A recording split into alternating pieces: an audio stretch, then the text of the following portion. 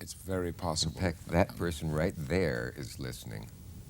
I was talking about Fred Astaire, since you eavesdropped, not liking to recall and get involved in nostalgia and yesterday.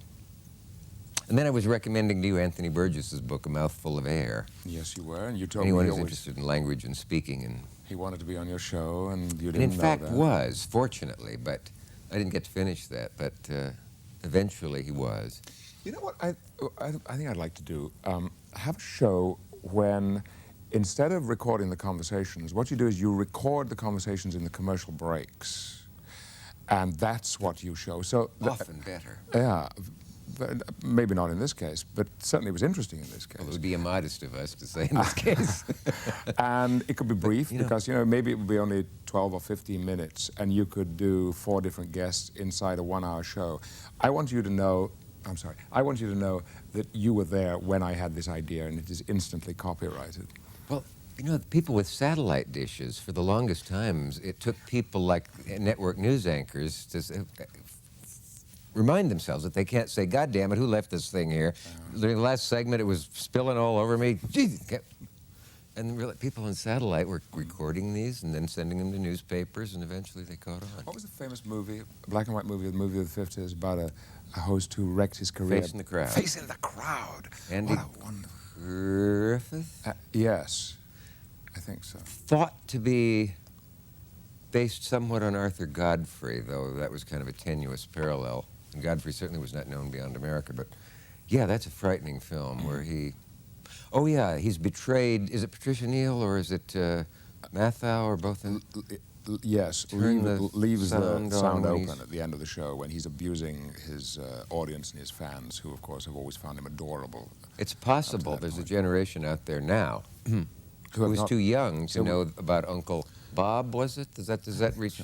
We should remake it. Finished a children's story and then said that ought to hold the little bastards. And it's the most famous blooper of all time. There is a direct correlation, in my experience, between those media personalities who put across warmth, friendliness, concern, compassion, and their true natures, which is very often tyrannical, despicable, mean-spirited.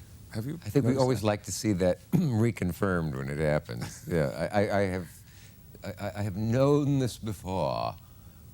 Why do I remember that line in John Gielgud's voice? Is that from a famous play?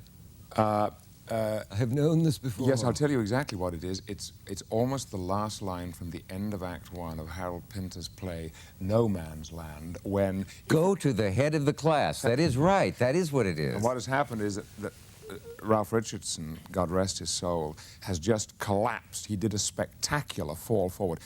Sir Ralph was then, I suppose, in his 70s, and so it was awesome to watch this old man falling. On his face, and then on his hands and knees, he crawled out of the room through the door, and then Gielgud said, I think the line was, I have seen this before. The exit through the door by... I can't remember the rest of that. But indeed, I have seen this before. It was certainly Sir John. Is there anything that can be said about Sir Ralph Richardson other than you can't even compare him with other actors? He simply was like a planet by himself. I heard a story about him the other day. It was told me by the wonderful English actor, comedian, and raconteur Donald Sinden. Donald is the fountain of English theatrical stories, and knowing how I love them whenever we meet, he simply begins to tell them because I'm such a good audience. Puts the needle on the record. And away he goes. And we worked together on a TV movie in the spring. He told me the story about Sir Ralph, who had known and worked with Dame Peggy Ashcroft for many, many, many, many years, decades.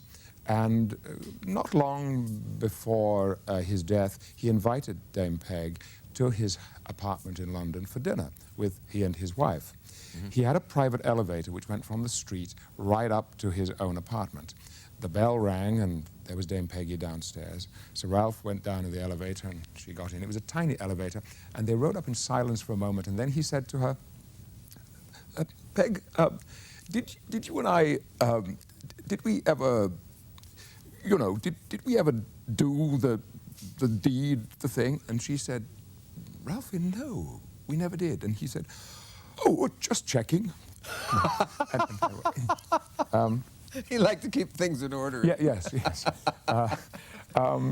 I just there's probably someone viewing who can't picture who Sir Ralph Richardson is right now. It'd be nice if we could put up a still for those who don't know the names of great actors. Well, there is running in brilliantly on Broadway right now the play The Heiress. And if I recall, Ralph Richardson played Dr. Sloman in the movie. The father, yeah. There's one of the most chilling lines in that movie when his daughter comes down eager to please in a dress that her mother wore. Do you know what the line is?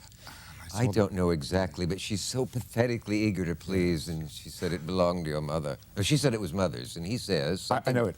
It's actually, the dress is scarlet, and she says to him, and my mother wore scarlet ribbons in her hair. And he says to her, but your mother was dark. She dominated the color. She dominated. Yes, that's it. You gave me goose pimples. Yes. We'll be back right after this.